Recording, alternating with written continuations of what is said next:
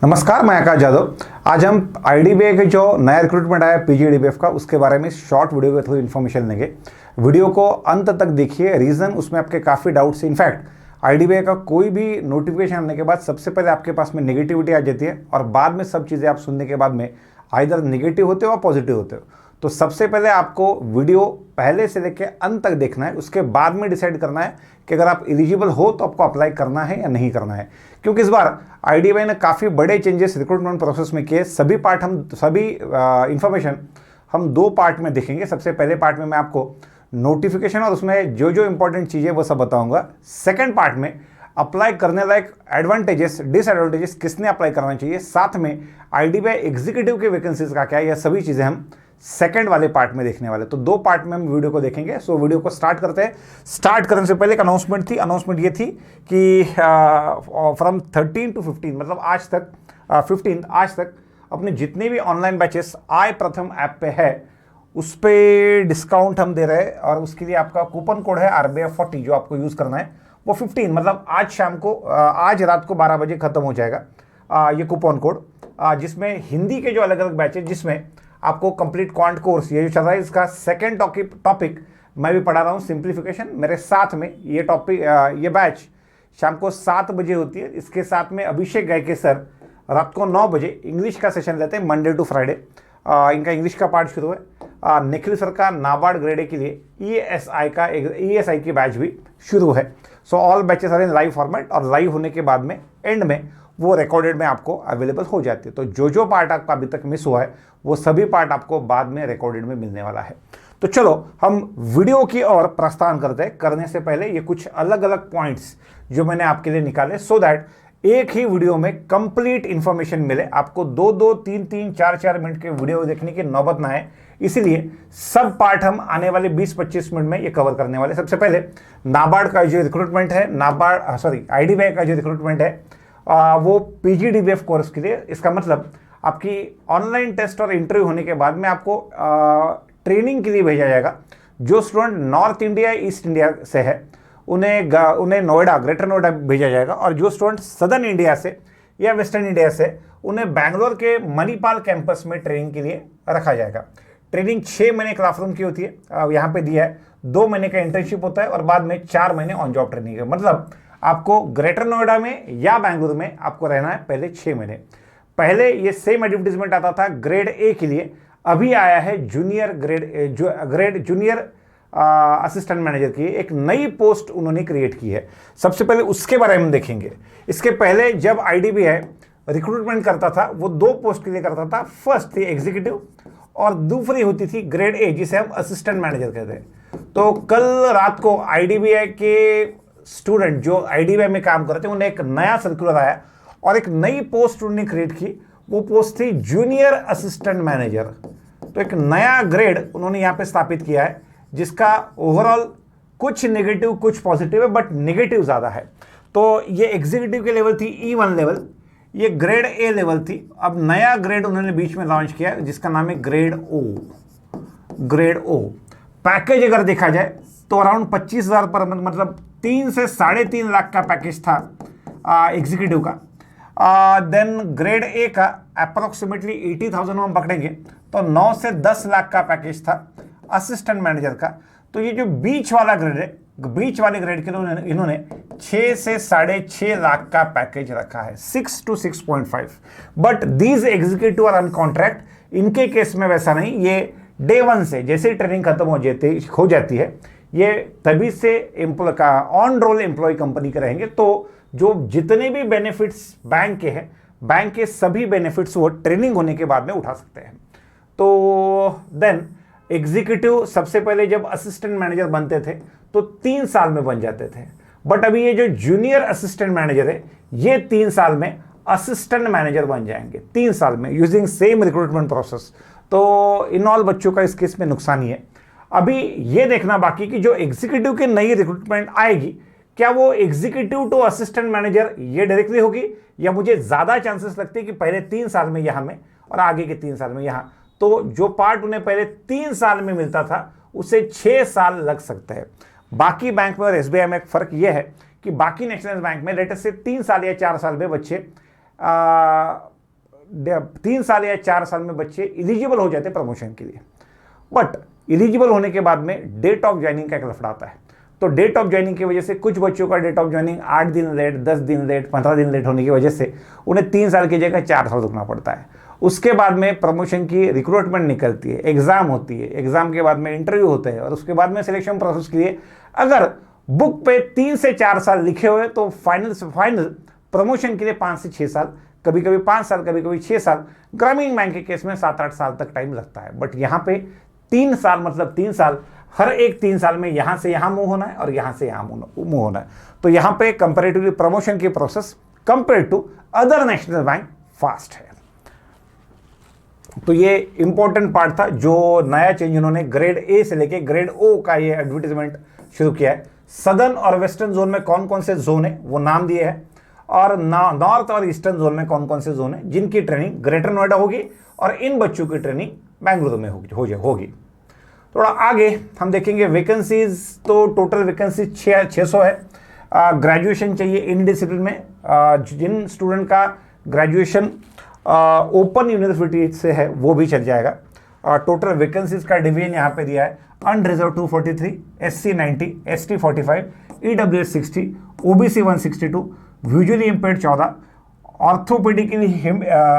Orthopaedically जो student है उनके लिए 11, हियरिंग इम्पेयर्ड के लिए 13 और जो इंटेलेक्चुअल डिसेबिलिटी उनके लिए 13, ऐसी टोटल वैकेंसीज यहाँ पे है। टाइमलाइन में जो कुछ आपको कट ऑफ डेट, क्योंकि एज लिमिट यहाँ पे 20 से लेके 25 ही है, तो आपको एज के लिए लास्ट डेट मतलब जो काउंटिंग डेट है वो 31 अगस्त है और क्वालिफिकेशन के लिए भी सेम डेट है। आपकी ग्रेजुएशन 31 अगस्त तक कंप्लीट होनी चाहिए। आपकी एज इस रेंज में 31 अगस्त को चाहिए। ओबीसी के लिए 3 साल एक्स्ट्रा और SC/ST के लिए 5 साल एक्स्ट्रा, बाकी सेम ही है। एग्जामिनेशन तुरंत 1 महीने बाद 20 अक्टूबर को एग्जाम होगी। एलिजिबिलिटी का कट ऑफ डेट मैंने भी आपको बोला है। उसके बाद में एजुकेशनल क्वालिफिकेशन एनी ग्रेजुएट चलेगा, proficiency in computer and language, regional language to be preferred, वो तो ठीक है। देन एज लिमिट आपको मैंने अभी भी बोला है। एग्जाम की फीस 200 है for SC/ST physically challenge student, 1000 है फॉर अदर स्टूडेंट।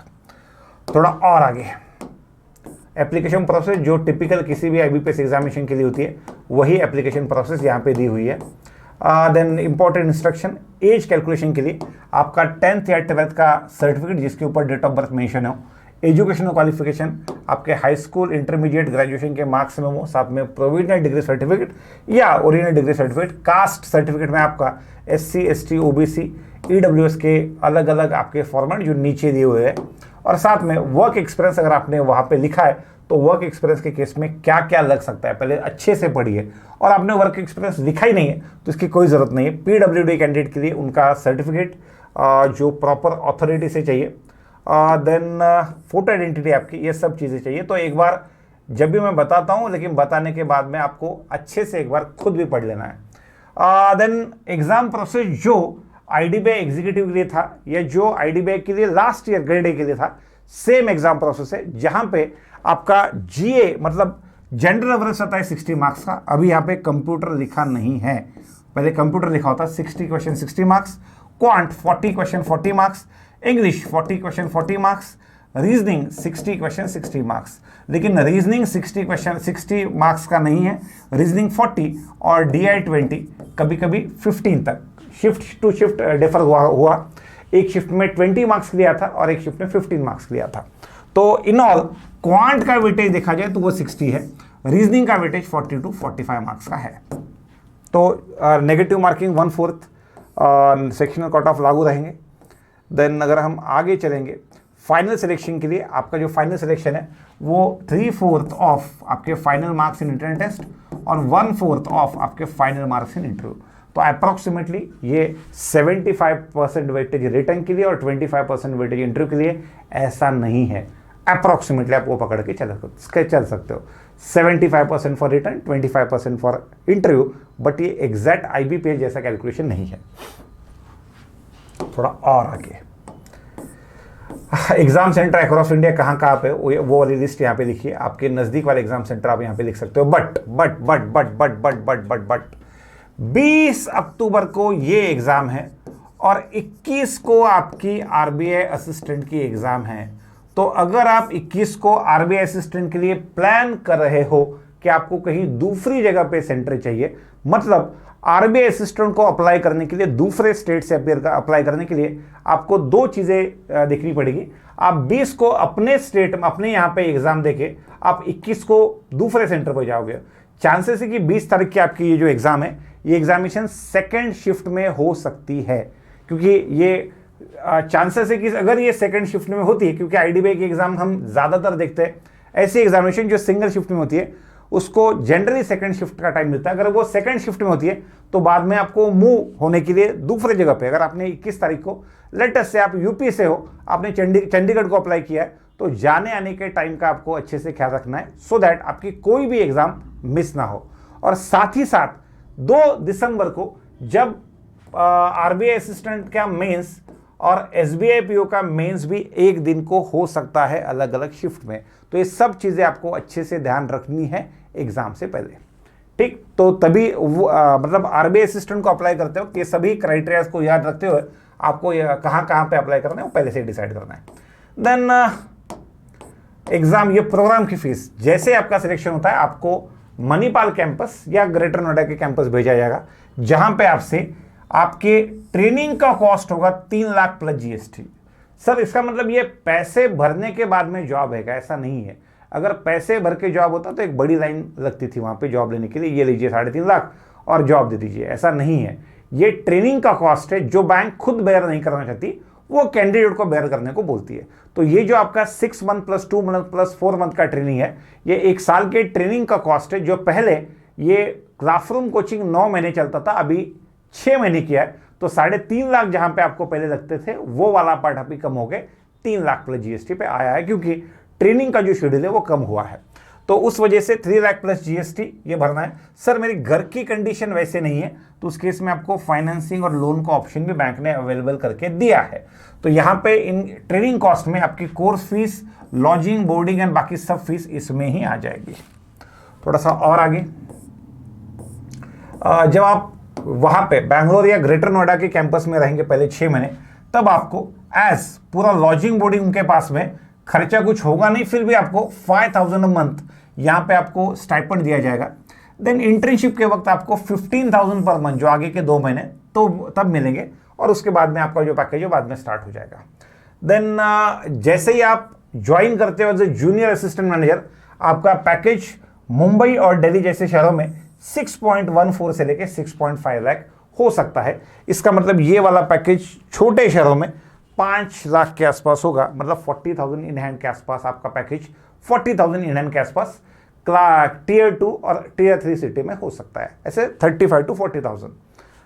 चलो थोड़ा सा और आगे, बाकी ये ग्रेड ओ के जो ऑफिसर्स है वो बैंक की सभी फैसिलिटीज के लिए एलिजिबल रहेंगे। टीए हो, एचए हो, लोकल कन्वेंस हो, सब्सिडाइज रेंट फैसिलिटी हो, विजिटिंग ऑफिसर फैसिलिटी हो, बाकी सब फैसिलिटीज के लिए वो तैयार रहेंगे। चलो थोड़ा सा और, ग्रेड ए ऑफिसर बाद में 3 साल के बाद में 3 साल जैसे ही कंप्लीट होंगे वो उनका प्रमोशन हो जाएगा as a grade A officer. चलो थोड़ा सा और आगे, सर्विस बॉन्ड आपको आगे प्रोसेस कंप्लीट करने के बाद में आपको 3 साल का बॉन्ड रहेगा। अगर आपने बॉन्ड बीच में ब्रेक किया तो आपको 2 लाख प्लस टैक्सेस भरने हैं।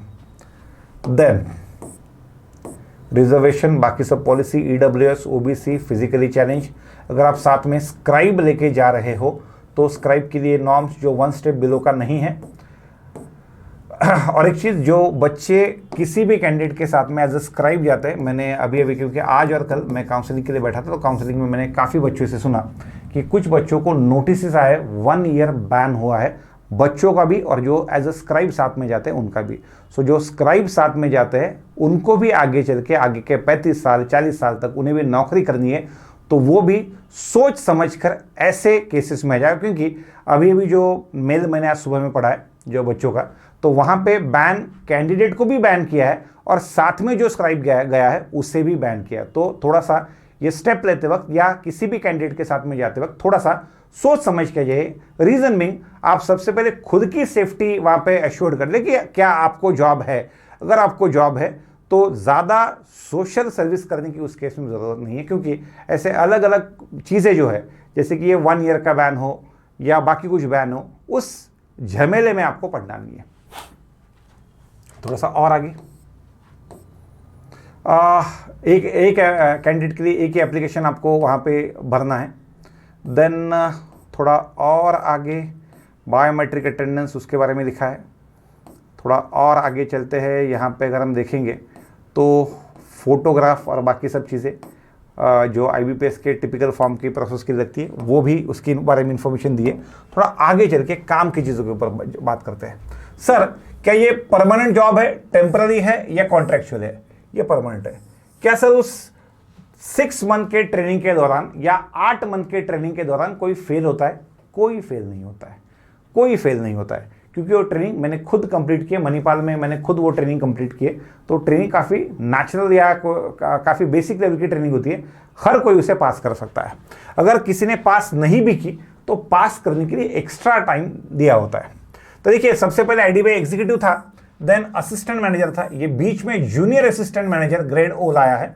पहले यहां से यहां तक 3 साल में होता था, अब यहां से यहां 3 साल में होगा। मतलब जो नई IDBI एग्जीक्यूटिव की एडवर्टीजमेंट आएगी उसे देखने लायक होगी कि वो 3 साल में से यहां से यहां या यहां से यहां जाता है, या IDBI एग्जीक्यूटिव भी डायरेक्टली यहां तक जाता है। मेरा मानना ऐसा है कि IDBI एग्जीक्यूटिव आगे चल के 3 साल में जूनियर असिस्टेंट मैनेजर बनेगा और उसके बाद में असिस्टेंट मैनेजर बन सकता है।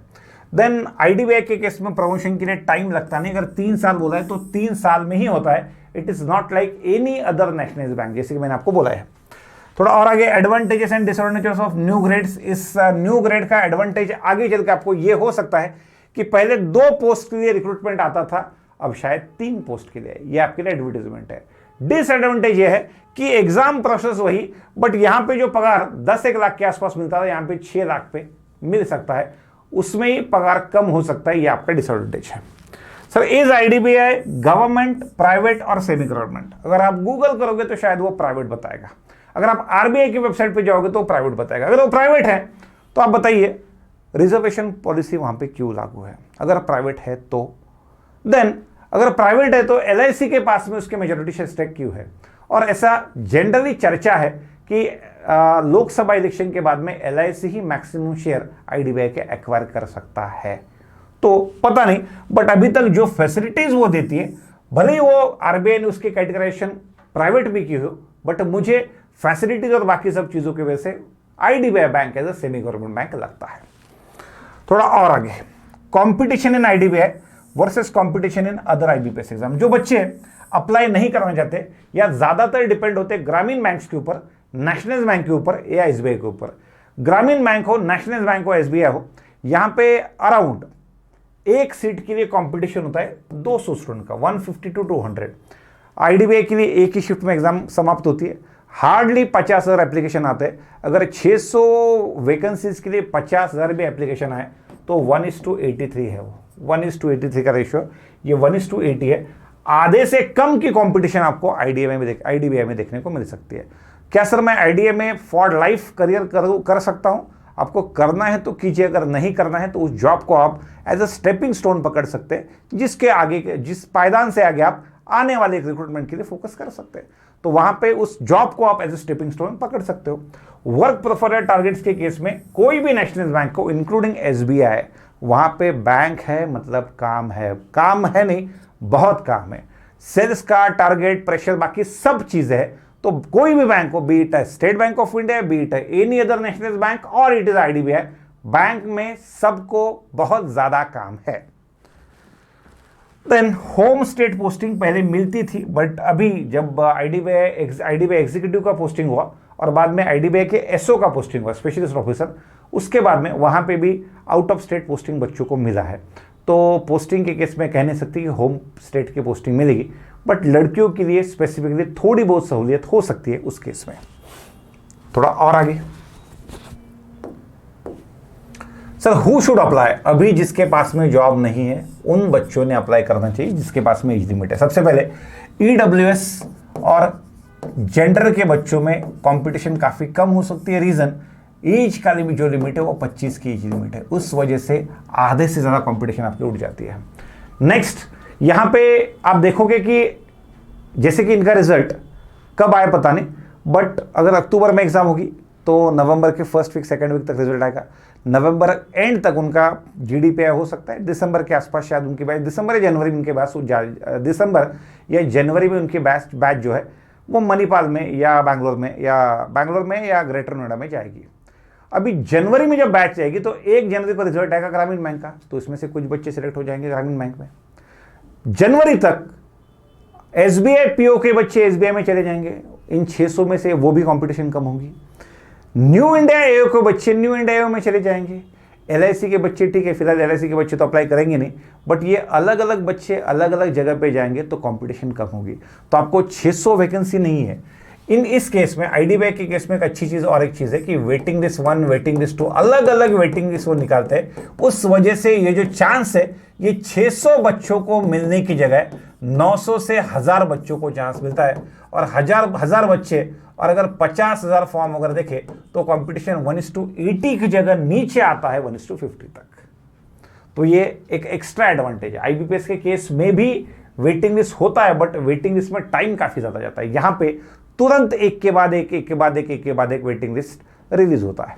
सर आगे के 1 महीने के लिए स्टडी प्लान क्या होना चाहिए? अलग से आपको कुछ नहीं करना है। जो स्टडी प्लान मैंने आपको मंथली सेशन में दिया था, एक 2-3 दिन पहले मैंने मंथली सेशन इसी वेबसाइट, इसी चैनल के ऊपर दिया था, तो वहां पे आपको सिर्फ वीकली शेड्यूल में जो जिस हिसाब से आपको फॉलो करने के लिए दिया था, सेक्शनल मेंस या फुल लेंथ मेंस के साथ में आपको वीकली एक आईडीबीआई का टेस्ट ऐड करना है।